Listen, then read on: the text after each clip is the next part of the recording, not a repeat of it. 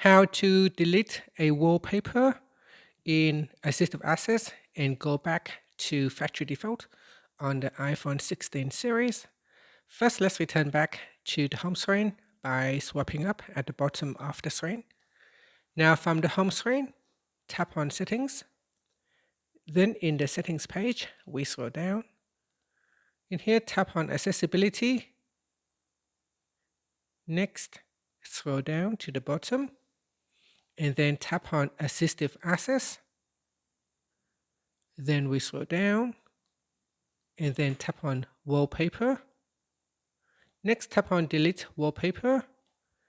Then tap on Delete Wallpaper. And that's it. Now tap on the back key and your Assistive Access will go back to the default wallpaper. Finally, swipe up to go back to the home screen. Thank you for watching this video. Please like and subscribe to my channel for more videos.